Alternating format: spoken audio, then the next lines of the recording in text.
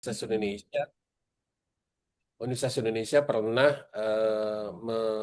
menggagas sebuah kegiatan penulisan policy brief dari berbagai eh, pakar yang ada di fakultas-fakultas, termasuk salah satunya adalah pakar eh, dari Fakultas Keperawatan, Prof. Akhiriani, saat itu diminta untuk menyusun sebuah policy brief yang berkaitan dengan apa kontribusi keperawatan pada kondisi pandemi.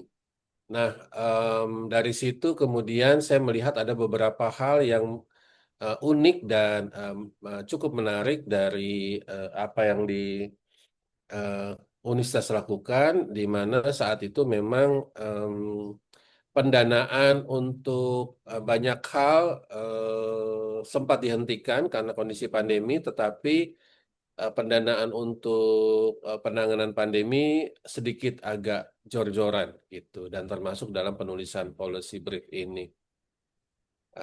Saya akan mulai pertama melihat proses saat itu karena kami di bidang tiga, bidang riset dan inovasi sebenarnya tidak langsung berkaitan dengan bidang saya, yaitu di pengabdian masyarakat. Namun saat itu kami sudah mulai terlibat dan diminta untuk mendampingi, di mana memang yang pertama yang harus kita ketahui saat kita ingin membuat sebuah policy brief ataupun rencana penelitian yang menghasilkan luaran policy brief itu, kita harus mengidentifikasi isu dan permasalahannya.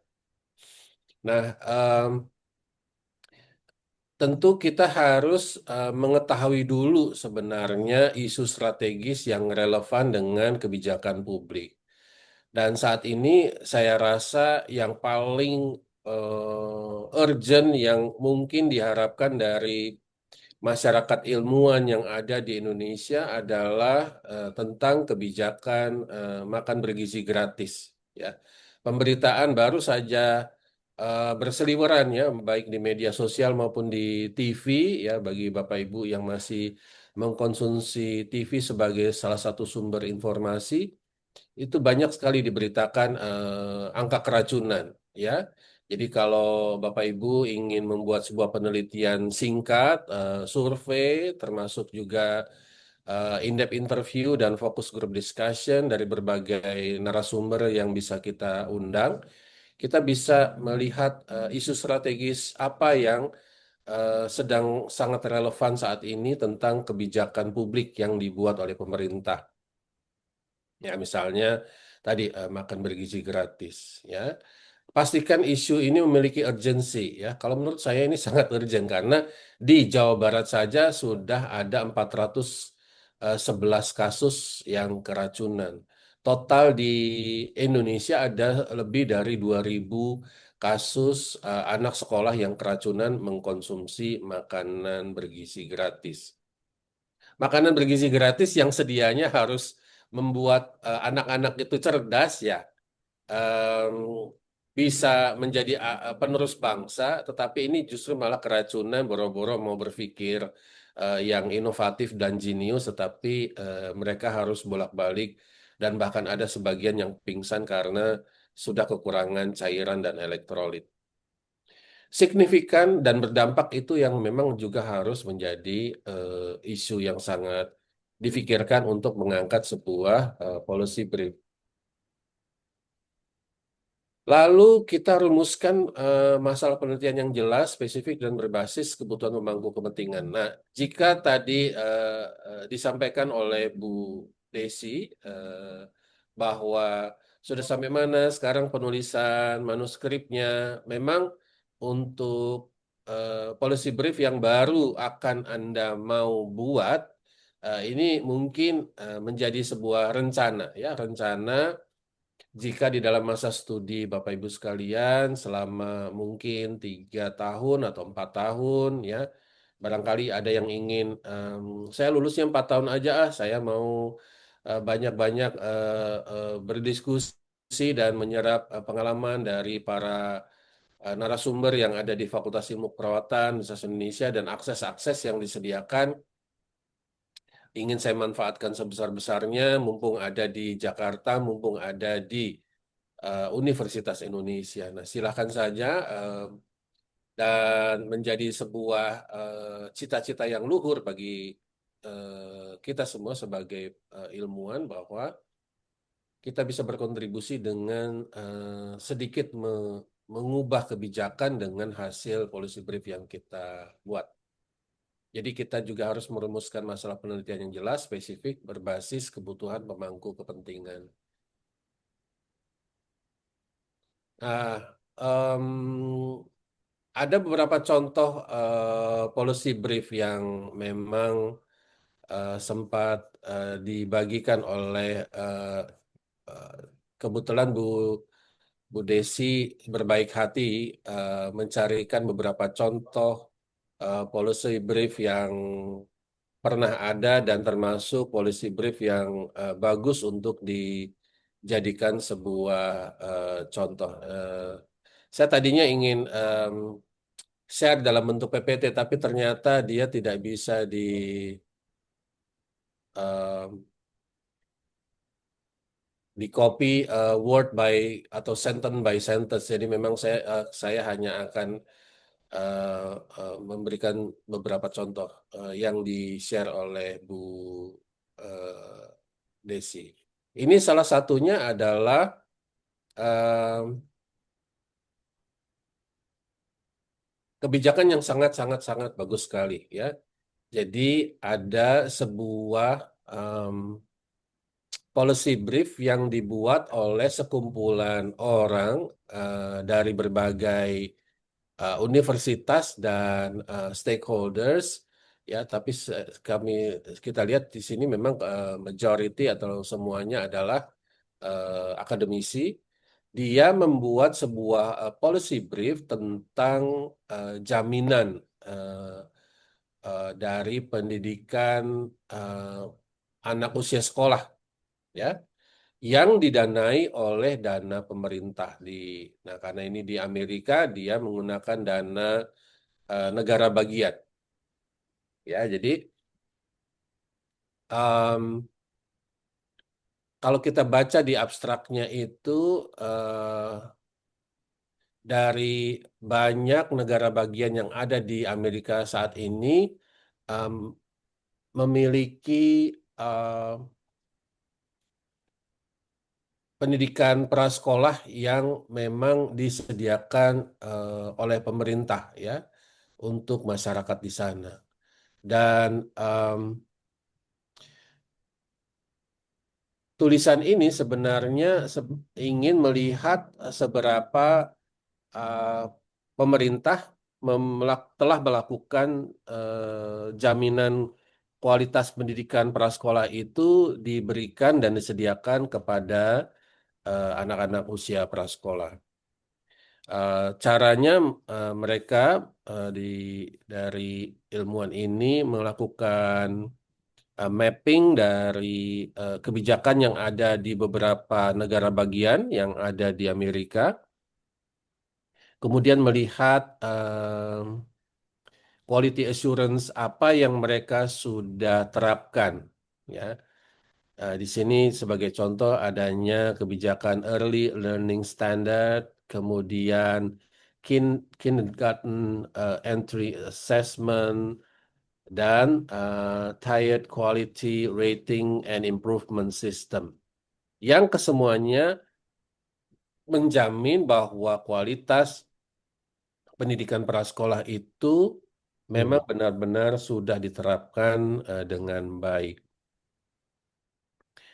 Nah, di tulisan ini para akademisi mendapatkan setidaknya tiga hal yang sudah mulai diterapkan di seluruh penjuru negara Amerika Serikat.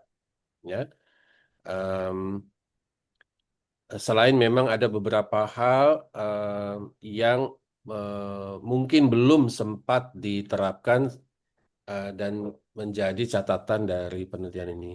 Mereka menyarankan bahwa ada beberapa hal lain yang perlu diperhatikan untuk meningkatkan kualitas pendidikan prasekolah. Contoh yang lain adalah di sini policy brief tentang penanganan krisis obesitas di masyarakat lansia dengan cara mengintroduksikan diet Timur Tengah, ya. Saya tidak tahu kenapa diet Timur Tengah itu menjadi sebuah usulan, ya. Kalau kita baca di abstraknya, ya obesitas itu menjadi masalah yang sangat signifikan dihadapi oleh masyarakat dunia, termasuk di sini mereka para ya penelitinya itu berasal dari Kanada, ya, Hannah. Dan prevalensi obesitas itu makin lama makin meningkat. Ya, kenapa makin lama makin meningkat? Karena memang eh, pada saat sudah mulai terjadi perubahan fisik dari lansia, itu tidak dibarengi atau diiringi dengan aktivitas-aktivitas ataupun penyesuaian aktivitas dan diet ataupun kebiasaan yang menunjang menjaga kesehatan dari masyarakat, tapi justru eh, itu tidak terjadi. Justru malah em, yang populer itu apa yang memang tersaji di layar-layar TV, ya. Apa saja tuh yang ada di layar TV ataupun yang ada di media sosial, ya. Kalau di media sosial sekarang mungkin Bapak Ibu teman-teman yang memang sudah jarang menonton TV, seringnya justru menonton media sosial atau mengkonsumsi berita yang ada di media sosial, teman-teman juga mungkin melihat, ya ini mungkin acaranya mirip dengan apa yang ada di TV. Em, apa bikin lapar, ya, acara bikin lapar atau sejenisnya, food blogger. Nah, itu yang selalu dibahas atau dinilai adalah makanan-makanan yang syarat dengan kalori dan lemak, ya. Kenapa itu acaranya isinya seperti itu? Karena memang mereka yang mengisi acara tersebut ada pamrihnya. Pamrihnya adalah produk-produk mereka laku, ya, walaupun yang ditawarkan adalah sesuatu yang mungkin kurang sehat. Nah, peneliti ini menginginkan bahwa di Mediterranean diet, Med diet, itu eh, sudah banyak yang melakukan penelitian dan ini bisa mengatasi obesitas secara sukses pada populasi lansia di berbagai negara. Nah, sekarang mereka ingin membuatnya untuk negara Kanada. Kan itu bagus banget, ya. Nah, kalau yang di kita yang sangat terkini dan memang signifikan perlu kita bantu pemerintah adalah membuat policy brief tentang MBG, ya. Nah, nanti kita mungkin bisa diskusikan kalau memang ada di antara Anda bertiga, berempat, berlima ingin membuat eh, tulisan policy brief di berbagai daerah, ya. Lima, lima penulis ini mewakili Pulau Jawa, Pulau Sumatera, Kalimantan, Sulawesi, dan Indonesia Timur, manapun terserah, mau di Papua dan sebagainya terserah. Yang pasti yang memang sudah mulai diterapkan MBG ini. Karena ternyata MBG ini juga belum merata di semua daerah. Nah, ini bisa mungkin di difokuskan mungkin kalau karena teman-teman dari orang kesehatan bisa dari aspek kesehatan, ya.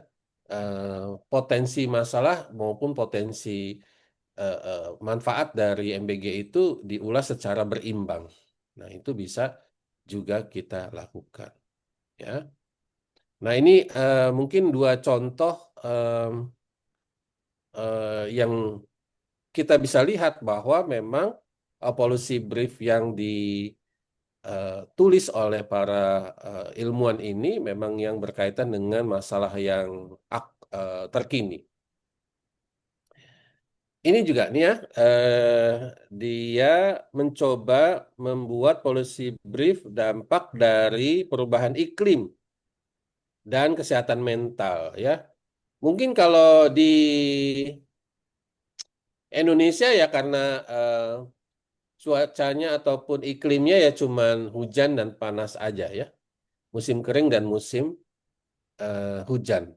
Ya, tapi kalau yang di negara empat musim itu bisa terjadi perubahan iklim yang signifikan ya. Kalau teman-teman ada yang dulu S2-nya sempat di negara yang empat musim, bisa merasakan betapa suasana hati itu bisa menjadi sangat sangat sendu dan sedih di saat musim dingin itu terjadi dan berkepanjangan.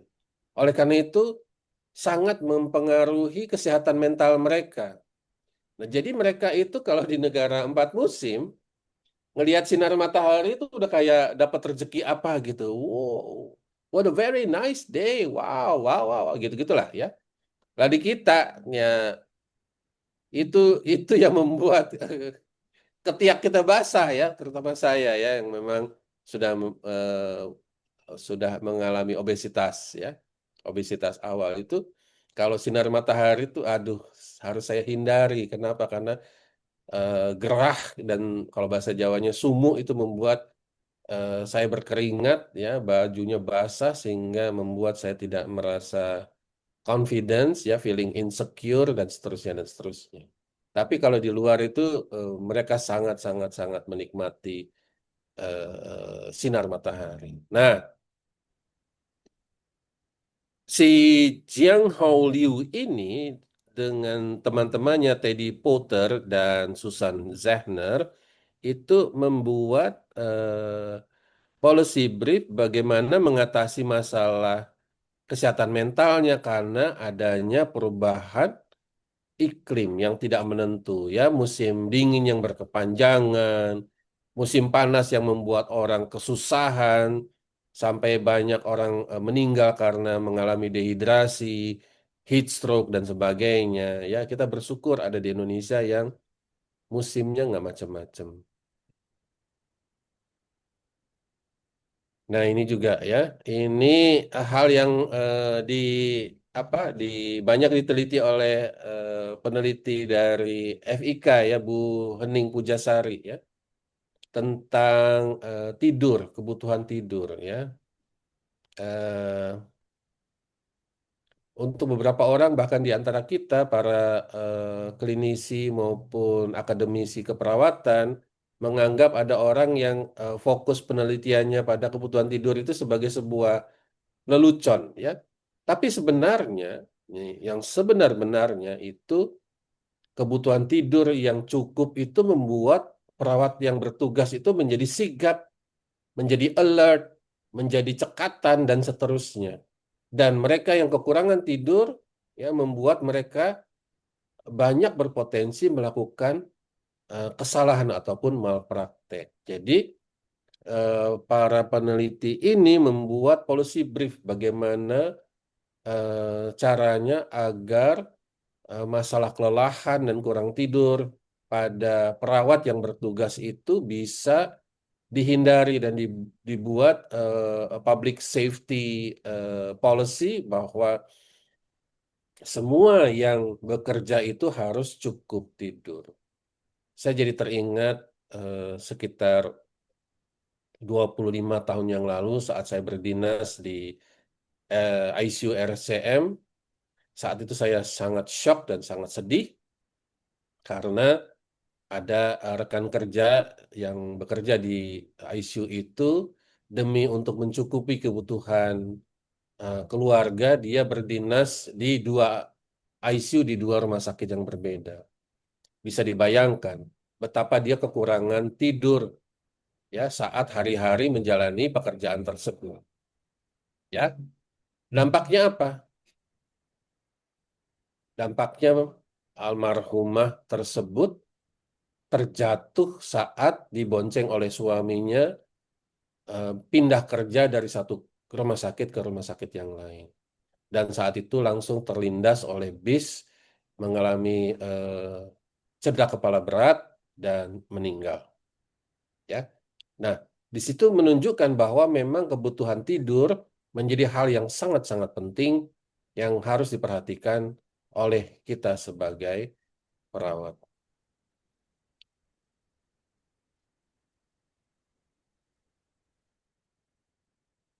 Ini tadi sudah ya. Nah ini. Nah ini yang terakhir dari Alison Crawford. Policy briefnya itu tentang reproductive justice investigation of utilizing digital intervention among underserved population with criminal legal system supervision. Jadi eh, kalau yang ini memang ini ada kaitannya pada kelompok yang termarginalisasi, ya. Termarginalisasi apa? Ya karena sistem legal kriminal yang terjadi membuat kalau di area penelitian saya membuat pasien-pasien HIV yang harusnya mendapatkan pengobatan ARV secara tepat dan lengkap menjadi tidak mendapatkannya. Nah, kalau di sini dia si Allison, Kelly, Lindsay dan Emily ini melihat dari sisi eh, eh, keadilan kesehatan reproduktif pada mereka yang memang sedang dalam masa tahanan, ya. Bagaimana mereka bisa mendapatkan layanan kesehatan reproduksi itu, ya. Nah, kenapa bisa harus mereka mendapatkan? Ya karena memang ini merupakan kebutuhan dasar, ya. Kalau kita lihat di sini backgroundnya mobile health intervention that utilize artificial intelligence may provide way for underserved population to engage with healthcare. Jadi mereka mencoba untuk menjangkau kelompok yang minoritas, ya. Siapa itu? Ya istri-istri yang suaminya sedang di penjara, yang dia tidak mendapatkan jaminan finansial yang cukup. Pada saat yang bersamaan mereka juga mungkin menjadi korban kekerasan seksual di tempat tinggalnya, ya. Ini tidak ubahnya seperti di kampung-kampung kumuh di Indonesia, ya. Kalau di ini di mana? Oh, di Texas, ya, Utah, Salt Lake City, ya. Jadi di sana itu perkampungan kumuhnya itu menjulang, ya, di apartemen, tapi apartemen yang benar-benar kumuh. Ya, jadi saya pernah ke apartemen di sana itu tidak ada lift, adanya tangga menuju kamar-kamar dan saat kita menjalani atau menyusuri tangga tersebut terlihat lingkungan yang sangat jorok, yang sangat kotor, yang tidak layak untuk ditempati sebenarnya atau dilewati oleh penghuni di sana. Tapi ini yang terjadi seperti itu, termasuk juga banyak orang-orang nongkrong, ya. Kalau Anda suka nonton film-film Hollywood, benar-benar itu terjadi. Jadi pengangguran di sana yang kebanyakan memang dari kelompok African American, ya, atau keturunan Afrika itu em, nggak bisa ngelihat yang bening-bening, ya. Mungkin di, dilecehkan dan bahkan mungkin diperkosa. Nah, inilah yang kemudian oleh si Allison, Lindsay, Kelly, dan Emily ini ingin membuat sebuah kebijakan supaya kesehatan reproduksinya mereka dijaga. Walaupun kita ketahui untuk mendapatkan kesejahteraan pada kelompok ini bukan hanya dengan menyediakan layanan mobile health, ya, menggunakan AI, tapi ada hal-hal lain. Tapi setidaknya dari ilmuwan, terutama dari eh, tenaga kesehatan ilmuwan yang area spesifikasinya reproduksi perempuan itu memberikan jalan keluar agar tidak muncul masalah-masalah yang berkaitan dengan reproduksi perempuan. Nah, itu tadi beberapa contoh yang eh, ada dan saya coba coba meneruskan eh, PowerPoint ataupun slide yang tadi sudah saya buat. Izin saya share screen lagi.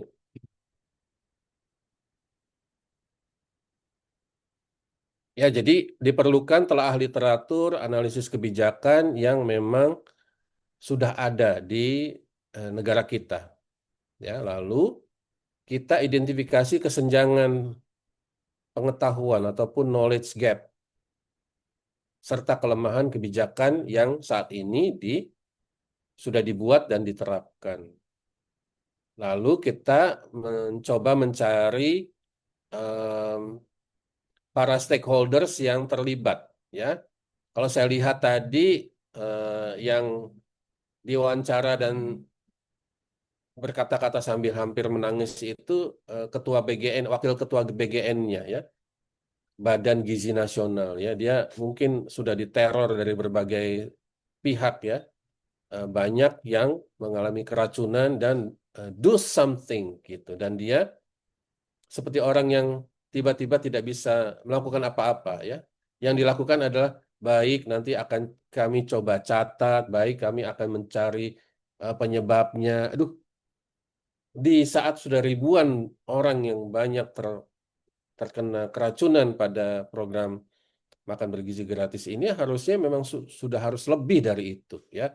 Nah, kalau kita sebagai ilmuwan peneliti, boleh, ya, kita akan kumpulkan data, fokus group discussion. Kemudian kita sebarkan kuesioner ke anak-anak sekolah, bagaimana menurut mereka, dan sebagainya, sebagainya. Itu boleh, tapi kalau sebagai pejabatnya nggak boleh. Pejabatnya udah harus langsung ini mau diapain, ya. Baru kemudian kita rumuskan tujuan dan buat pertanyaan penelitian, ya. Termasuk juga apakah kalau ini topiknya MBG itu, apakah memang MBG merupakan cara terbaik untuk meningkatkan kecerdasan dan membuat generasi Indonesia Emas 2045, ya. Lupa saya. Baru kemudian kita tentukan metodologi penelitiannya, ya, apakah kuanti, kuali, atau mix method, ya. Kemudian kita rancang desainnya, surveinya, ya, kuesionernya, apakah menggunakan Google Drive, ya, biasanya memang Google Drive. Kemudian nanti akan ada apa undian, ya, yang dari sekian ratus atau ribu orang yang mengisi nanti akan diundi mendapatkan voucher HP, ya, atau voucher pulsa, ya. Lalu kita susun rencana analisis datanya, ya. Kemudian kita validasi. Jangan lupa setelah kita analisis, kita harus validasi dengan stakeholders kita tadi, ketua BGN, ya, Badan Gizi Nasional, kita termasuk wawancara. Lalu di setiap provinsi, di setiap kabupaten dan kecamatan itu siapa pelaksananya, ya? Apakah catering-catering tertentu, apakah kepolisian? Tadi saya sempat melihat ada kepolisian ikut diwawancara untuk program makan bergizi gratis ini. Saya jadi berpikir, emang polisi udah kurang kerjaan ya sampai ngurusin makan bergizi gratis, ya. Si Kapolri itu ngeliatin satu persatu di mana kantinnya dimasaknya gimana. Saya sudah tidak bisa berkata-kata lagi, ya. Ngapain polisi ngurusin yang beginian, ya. Seharusnya saya tidak boleh mengatakan ini di kelas. Tapi saya udah nggak tahan, ya. Lalu lakukan consultation, focus group discussion, dan validasi temuan awal dengan para pakar tadi. Dan termasuk DPR, ya. DPR mah samanya, ya. Tadi juga ada masalah tentang kebijakan agraria yang memang sangat-sangat merugikan petani. Nah, setelah kita analisis hasilnya, kita temukan temuan utama atau key finding-nya, tarik implikasi kebijakannya, dan kita kemudian bandingkan, ya, best practice di berbagai negara yang relevan, ya. Nah, ini baru di ini yang Mungkin kalau teman-teman sudah punya hasil penelitian dan ingin menyusun policy brief, ini strukturnya, ya. Jadi harus ada ringkasan eksekutif, ada latar belakang isu, ada key finding, ya, implikasi kebijakan, rekomendasi kebijakan, lalu kita tutup. Gunakan bahasa yang singkat, padat, mudah dipahami, ya. Yang ini yang pernah juga disampaikan oleh Prof. Yani ya di kelas yang lalu, ya. Saya lupa angkatan ini atau bukan ya, lupa. Rasanya sih angkatan ini juga pernah dapat ya tentang mata kuliah kebijakan ya. Prof. Yani pernah menyampaikan tentang apa itu policy brief yang kita bisa buat di mata kuliah kebijakan keperawatan. Sertakan data visual, grafik itu jauh lebih bagus, tabel-tabel, infografis yang sederhana itu akan jauh bermanfaat bagi itu. Dan terakhir, kita diseminasikan ya, kita perlu undang menteri, bahkan kalau perlu presiden ya, kita diseminasikan hasil dari penelitian kita yang memang sudah menghasilkan policy brief, kita usulkan apa misalnya. MBG kita ganti dengan kebijakan-kebijakan yang lain yang sangat merakyat yang mungkin bisa diterapkan dengan hasil yang jauh lebih baik. Mungkin itu yang bisa saya sampaikan. Saya persilahkan jika ada teman-teman yang ingin eh, bertanya, sudah punya hasil penelitian yang ingin ditulis, atau oh belum nih baru mau bikin proposal penelitian yang luarannya policy brief juga boleh, silahkan. Tapi jujur Li, saya memang baru mau bikin ya, belum belum sampai membuat, tetapi eh, di penelitian saya yang terdahulu dengan rekan saya dari Amerika Serikat itu, memang alhamdulillah hasil dari penelitian saya memberikan usulan kebijakan di Direktorat Jenderal Lembaga Pemasyarakatan untuk membuat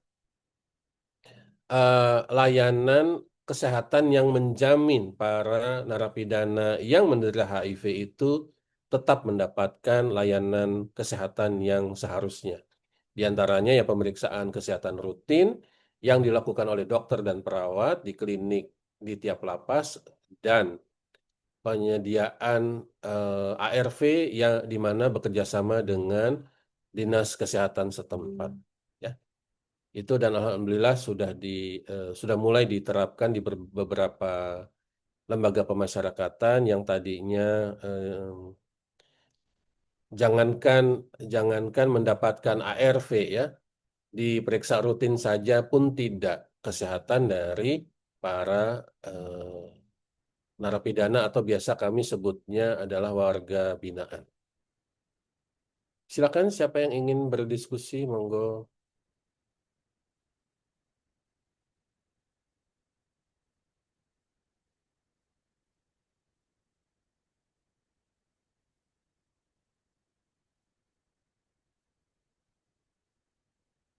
Tuh, apalagi saya nggak memaparkan tadi ya. Saya mulai dengan silahkan nggak berdiskusi, pada diam semua. Wah, kita bisa kayak orang pacaran, dua-duanya orang introvert ya. Jadi cuma senyum-senyum doang pas pacaran. Gimana kabarnya? Baik. Gitu doang ya. Sok, mangga, teh nining, Pade. Eh, Baik, Prof. Terima kasih, Prof. Bismillahirrahmanirrahim. Assalamualaikum warahmatullahi wabarakatuh. Waalaikumsalam. Baik, Prof. Terima kasih, Prof, atas kesempatannya. Mohon izin, Prof, Ibu Desi juga teman-teman semua. Apa kabar, Prof? Sehat? Alhamdulillah Pangesto, teteh. Alhamdulillah. Teteh sehat, teh. Alhamdulillah, Prof. Makanya. Prof, terima kasih atas pencerahannya yang sangat luar biasa ya, Prof, terkait dengan polisi untuk manuskrip polisi brief ini. Tadi memang sangat tertarik ya, Prof, pada saat kaitannya itu kan dengan MBG ya, Prof. Nah, untuk yang polisi brief ini kan memang eh, kebetulan, Prof, kami saya sendiri kan di manajemen ya, Prof. Nah, Mm-mm. kalau seandainya kami insya Allah mungkin dalam kalau data waktu yang tugas yang lalu memang sudah ada ya, Prof. Eh, Mungkin ke arah manuskripnya kami masih proses seperti itu, Prof. Kaitannya kebetulan di manajemen keperawatan dengan jenjang karir perawat manajer, Prof. Insya Allah mohon Hmm, hmm, doanya. hmm, hmm, hmm, hmm, Kebetulan kemarin sempat juga mengkonsultasikan, Prof, hmm, kaitan manuskrip yang insya Allah sudah dibuat dan itu sudah saya konsultasikan kepada promotor 2 kali, Prof, hmm, hmm, kaitan hmm, dengan dari tugas transkultural nursing untuk observasi dari budaya regenerasi etno nursing ya, Prof ya tadinya seperti itu. Mungkin yang baru dikonsultasikan sehingga kami tadi pada saat di survei itu menyampaikan 90 karena Alhamdulillah sudah 2 kali konsul, Prof, dan Alhamdulillah sudah ada revisi dari beliau gitu. Semoga nanti bisa di apa submit juga untuk ke jurnal gitu, Prof. hmm. Mohon doanya.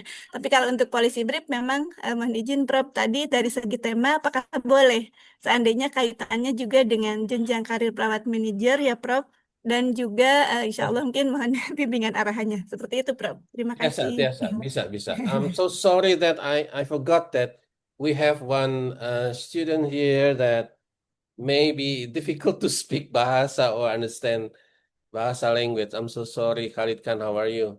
Alhamdulillah. Good morning, Professor. Assalamu alaikum. Morning, Waalaikumsalam. I'm so sorry. Yeah, we No, no, just no, it's okay. No problem. Yeah. talk about how can we make a policy brief. I think in your situation, basically it's a bit difficult to make a policy brief since you are not in Pakistan, but Yeah. probably the result of your proposed study can be one of the policy brief that you can make after you graduate later on. But now I think you just make your proposal, dissertation, Yeah, and yeah. I'm looking for progress. Yeah, because last 2 weeks or last 3 weeks we met together, me, Prof. Yani, and Ibu Dr. Allen.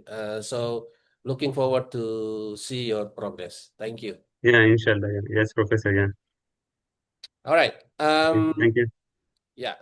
For sure, Teh Nining, you can make policy brief about career ladder of nursing manager. For sure, yes.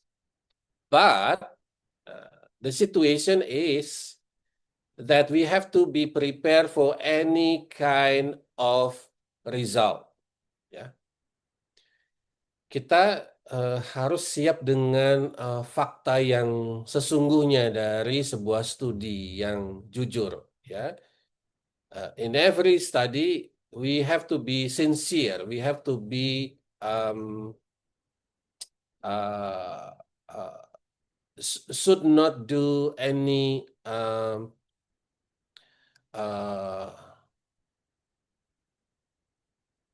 making up the result of the study. That should not do. Why did I say that? Ya, kenapa saya mengatakan bahwa sangat mungkin studi-studi yang dibuat itu oleh para ilmuwan agak sedikit dipelintir. Karena kadang studi itu tergantung siapa yang mesan, ya nggak sih? Termasuk juga kalau lagi zaman-zaman kampanye, ya, itu kan muncul ya apa tuh jejak pendapat, ya, yang mengatakan calon A, calon B, ya, the candidate of President A is better than B. That is using research. That can also have a negative implementation, meaning that it depends who ordered the study. Yeah, if those who are ordered the study is from the candidate President A, then for sure they trying to make the result as if the candidate A is the best candidate of future president. Ya, nah sama dengan Teteh Nining tadi. Ya, kita pasti menginginkan hasil studi. Nah, Teh menunjukkan bahwa kita butuh perawat manajer yang banyak, yang seueur gitunya. Sehingga pendidikan magister manajemen keperawatan harus dibuka di setiap provinsi, bahkan kalau perlu setiap kabupaten gitu. Nah, tapi sebenarnya yang harus kita ingat dalam saat kita mengumpulkan data tersebut, kita juga harus mengumpulkan data dari sisi pemerintah. Ya, the main player who are making policy, the government, the ministry. Ya, when I was attending a collegium meeting, who are invited by the Ministry of Health, I was a bit shocked when they say that, please, the Ministry of Education, universities, you can make any kind of education program. I don't care. But the things that I do care is whether the community or the people need that graduate. Meaning that if the ministry says that, oh, for time being, I don't need, for example, I don't need the candidate or the nursing specialist graduate.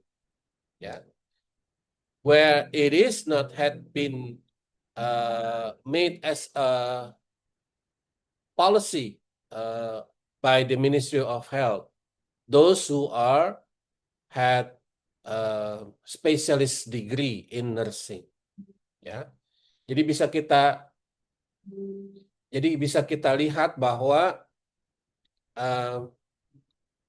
informasi dari kedua sisi tekniknya pada saat membuat policy brief ini ataupun program apapun penelitian kita harus juga mengumpulkan informasi yang berimbang dari posisi pemerintah yang membuat polisinya itu.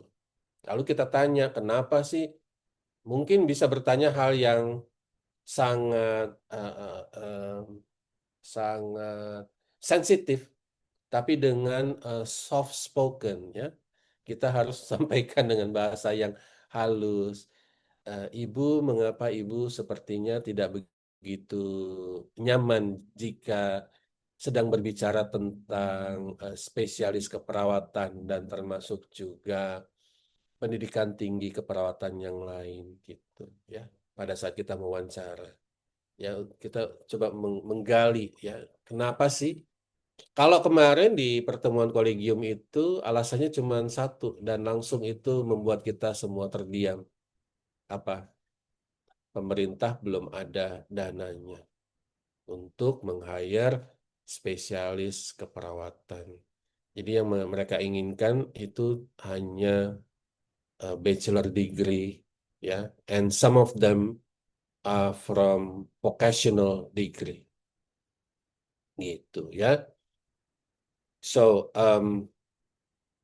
ya mungkin itu yang bisa saya sampaikan ke Teh Niningnya, Teh harus siap dengan hasil risetnya. Baik, Prof. Terima kasih banyak untuk arahan dan pencerahan, Prof. Terima kasih. Sami-sami, Teteh. Mangga upami ayah yang lain, Kang Fahmi, Bade. Tadi sudah open mic kayaknya. Ismail Fahmi. Tak, itu terjadi. Iya, Prof, kepencet, Prof. Aku kepencet. Prof mau nanya aja, Prof. Ya. Izin. Saya dulu pernah membuat policy brief tentang continuity care pada pasien heart failure, Prof, jantung, berbasis riset. Nah, kemudian dikritisi sama salah satu reviewer dari luar, dari Filipina pada saat itu sama dari US. Dia bilang, kalau di tempat kami ini udah biasa yang Anda tawarkan. Hmm. Terus saya bilang, kan ini Prof untuk Indonesia. Jadi di Indonesia kebijakan ini tidak ada. Saya tawarkan di Indonesia, saya bilang bukan, saya menawarkan itu di US atau di negara lain, saya bilang kayak gitu. Tetap aja dia kekeh bahwa ya nggak bisa ini jadikan policy brief karena di luar sudah ada. Iya. Bagaimana, Prof? Ya. Begini. Eh, sebagai sebuah manuskrip, memang yang kita tawarkan itu harus sesuatu yang benar-benar baru di dunia, di belahan dunia manapun. Jika masalah itu hanya muncul di negara kita atau hanya muncul di Indonesia ataupun mungkin jika contoh di Rumah Sakit Jantung Harapan kita sudah dibuat tapi di rumah sakit yang lain belum. Nah, itu memang agak sulit jika kita ingin membuat itu sebagai sebuah manuskrip yang dipublikasikan, Fahmi. Nah, terus gimana dong untuk bisa dipublikasikan? Nah, sesuatu yang ingin kita publikasikan adalah sesuatu yang memang belum pernah ada diterapkan di belahan dunia manapun. Misalnya nih, misal di Indonesia, khususnya di Indonesia bagian barat, khususnya misal di Provinsi Jawa Barat, yang memang sangat religius masyarakatnya, dalam penentuan kebijakan itu tidak hanya ditentukan oleh kementerian, misalnya, tetapi juga oleh tokoh masyarakat. Dalam hal ini, misalnya, kita anggaplah DPD itu menjadi perwakilan tokoh masyarakat setempat, dan di dalam pengambilan keputusannya itu harus ada kehadiran mereka. Nah, itu bisa. Tapi kalau hanya lokal, kemudian tadi diterapkan di sebuah atau beberapa rumah sakit dengan melibatkan Pemda, Kementerian Kesehatan, lalu akademisi, itu bukan sesuatu yang baru, Fahmi, untuk sebuah tulisan manuskrip gitu. Tapi untuk konteks Indonesia, apalagi di konteks tempat penelitian dilakukan, itu menjadi hal yang sangat efektif diterapkan, boleh saja, tapi mungkin tidak sebagai manuskrip di jurnal internasional, cukup di jurnal nasional, karena di konteks Indonesia ini hal yang pertama, tapi di dunia ini sudah pernah diterapkan. Nah, kalau saya jadi Anda, sebenarnya tadi kita tambahkan saja misalnya hal-hal yang sangat Indonesia. Apa itu? Misalnya tadi pelibatan tokoh masyarakat yang memang kalau di dunia nggak ada itu. Ya mereka ya yang penentuan kebijakan itu benar-benar ya hanya dari presidennya, kemudian sama legislatifnya misalnya. Mungkin itu yang bisa saya sampaikan. Baik, Prof. Terima kasih, Prof. Sama-sama, Fahmi. Monggo, silakan yang lain, teman-teman. Adakah yang ingin bertanya? Kayaknya Pak Adam lagi diminta sama Pak Ketum ya, naskah yang bisa diserahkan ke BPK, Kemkes ya, Pak Adam ya. Ya, di situ juga ada saya sih, Dam. Ya, tapi saya menang-menang baik. Kenapa? Yang posting ada rapat ke Pak Adam, jadi ya saya pikir yang ditanya Pak Adam lah, saya nggak ditanya karena saya tidak ikut rapatnya. Jadi saya selamat, ya, tidak dikejar-kejar. Ya, yang diminta oleh Ketua Umum PPNI juga sebenarnya kita diminta untuk membuat sebuah policy brief, ya.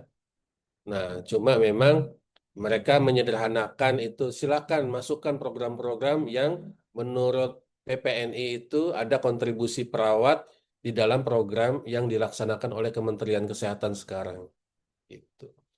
Nah, idealnya sih memang ini dalam bentuk policy brief ya, dalam bentuk hasil penelitian. Ya, misalnya kita lihat kan walaupun mungkin MBG itu bukan Kementerian Kesehatan yang menjadi penanggung jawab, tapi BGN ya yang menjadi penanggung jawab, ya mungkin kita bisa melakukan apa yang memang sekarang menjadi gawenya Kementerian Kesehatan. Tapi dengan kegaduhan yang sempat dibuat oleh Pak Menteri, sepertinya sekarang sepi-sepi aja ya si Menteri Kesehatan udah nggak muncul lagi ya di media-media populer maupun sosial ya. Ya eh, sempat selentingan dia termasuk yang akan di reshuffle. Ya makanya mungkin dia mempersedikit muncul di permukaan ya karena salah-salah berkomunikasi bisa rumit ya permasalahan. Nah, yang sangat bisa dilakukan oleh perawat itu memang Pak Adam, eh, bukan hanya kita sendiri yang menentukan, yang mengatakan ya. Sama seperti pada saat saya jadi direktur Pengmas di UI, ya. Saya bilang bahwa program pengabdian masyarakat atau CSR yang dilakukan oleh UI bekerja sama dengan mitra swasta ataupun industri itu kita tidak boleh, mohon maaf saya harus mengatakan kata-kata yang saru ya, kita tidak boleh seperti orang masturbasi. Maksudnya apa masturbasi? Artinya kita bilang, oh ini bagus, oh ini enak, tapi yang merasakan cuma kita doang. Orang lain nggak ada yang merasakan. Sama seperti kita selama ini. Jadi memang policy brief tidak boleh, sangat tidak boleh jika tidak melibatkan stakeholder yang lain, terutama dari mitra stakeholder kita yang kita anggap sebagai pihak yang berseteru dengan kita. Kita harus libatkan, ya, sehingga bisa goal itu policy briefnya. Kalau tidak, benar-benar dia hanya menjadi penghias perpustakaan kita saja, ya, tidak akan diterapkan oleh siapapun. Nah, ciri khas dari sebuah policy brief itu bukan sebagai sebuah buku doang penghias sebuah perpustakaan, bukan. Policy brief itu harus berujung pada diimplementasinya usulan penelitian kita oleh pihak terkait, ya. Dalam hal ini misalnya Dinas Kesehatan Jawa Barat misalnya atau Dinas Kesehatan Kota Administratif Depok itu diberikan ke mereka lalu mereka lakukan itu sebagai kebijakan Kota Administratif Depok. Nah, that is the real policy brief, ya. Kalau cuman menghias perpustakaan ya itu taubahnya seperti manuskrip yang lain. Jadi tantangannya atau ciri pembeda dari policy brief dengan hasil penelitian manuskrip yang di jurnal, ya kalau yang di jurnal ya yang mau baca ya mereka yang mau baca aja, ya. Itu pun kalau mereka butuh. Tapi kalau policy brief itu kita serahkan, bahkan di dalam proses penyusunannya kita libatkan semua mitra termasuk mitra yang eh, tidak sejalan dengan kita atau berseberangan dengan kita. Gitu ya. Jadi tantangannya berat ya, ya betul. Berat sekali kita sebagai eh, seorang em, peneliti yang ingin membuat sebuah policy brief. Ya. Ada lagi yang ingin ditanyakan? Jika tidak, mungkin saya eh, sudahi ya karena memang em, kita selalu saat bertemu muka di Zoom jadi diingatkan ya, iya sudah mau Oktober, iya sudah mau berakhir semester ini, astagfirullah saya belum ngapa-ngapain gitu ya. Jadi nggak apa-apa lah ya mungkin pertemuan ini walaupun agak sedikit membebani teman-teman, mudah-mudahan ini bisa menjadi pengingat Anda selalu terus berprogres ya. Kalau saya sih di setiap dokumen disertasi saya itu setiap hari saya kasih nama ya. Kayak misalnya disertasi ini tanggal berapa? Tanggal 25 September 2025. Walaupun kita cuman nambah satu kalimat. ya. Besok nambah satu paragraf, kasih lagi judul Save as disertasi 26 September 2025. Jadi kelihatan itu. Dan saya selalu masukin ke cloud ya. Jaga-jaga kalau laptop kita rusak ya. Jadi em, banyak kasus ya. Bahkan dulu almarhum Ibu Tri yang sempat menjadi menjadi pimpinan di Fakultas Keperawatan Universitas Muhammadiyah Jakarta itu menjelang disertasinya itu laptopnya dirampok ya di tengah jalan saat beliau sedang naik bajai ya. Jadi ada motor yang menghadang lalu laptopnya diambil dan beliau kehilangan semua data disertasinya. Itu yang membuat agak terlambat beliau. Nah, itu memang sudah 10 atau 15 tahun yang lalu ya. Nah, Anda sekarang di tahun 2025 sudah seharusnya tidak hanya menyimpan dokumen Anda di laptop ataupun di hard disk ataupun di USB ya. Saya juga mengalami hal yang sama, musibah.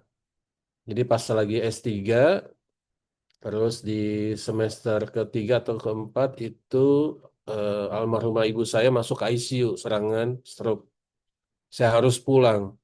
Nah, saat pulang, semua itu laptop, USB, hard disk saya letakkan di rumah. Saya menemani ibu saya. Kembali dari menemani ibu saya masuk ke rumah saya, mendapati rumah saya sudah dirampok. Habis diacak-acak termasuk hilang laptop, hard disk, dan sebagainya. Alhamdulillah, saya masih punya data di PC komputer di kampus di Chicago, Amerika Serikat. Ya, jadi Anda harus belajar. Kalau nggak mau banyak-banyak itu bikin alamat email khusus untuk save em, data disertasi Anda. Ya, jadi jangan sampai tidak disimpan di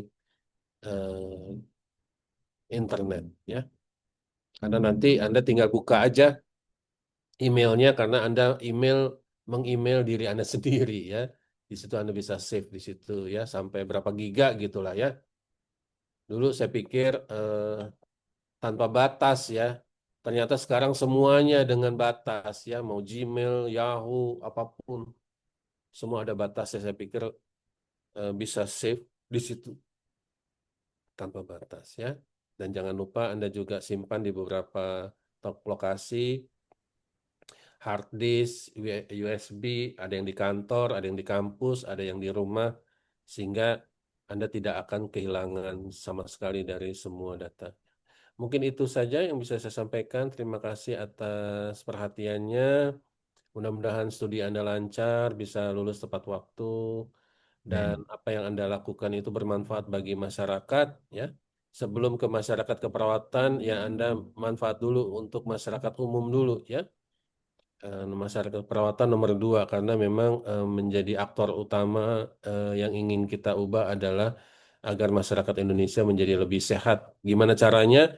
Ya dari kontribusi penelitian Anda. Ya kalau Teteh Nining dari peningkatan kapasitas perawatnya supaya perawatnya itu mampu merawat dengan lebih profesional, mangga silahkan. Yang penting memang bukan kita kita ingin menjadi posisi yang lebih baik dan sebagainya. Tujuannya aktor utamanya kita bukan, tapi aktor utama pasien. Demikian yang bisa saya Atur nuhun, sampaikan. Prof. Akhirnya kalam, wassalamualaikum warahmatullahi wabarakatuh. Waalaikumsalam warahmatullahi Waalaikumsalam Ya, warahmatullahi wabarakatuh. izin Atur nuhun, pamit, Prof. sami-sami. Izin pamit ya. Terima kasih Prof. Agung. Terima kasih, Kasih, Prof. Prof. Mangga, Iya. Prof. Mahatur nuhun. Enggak. Nuhun, Prof. Ini langsung saya tutup ya, karena saya Mangga, jadi host Prof. kayaknya. Ya, enggak. Selamat pagi semua, sukses. Mahatur nuhun, Prof.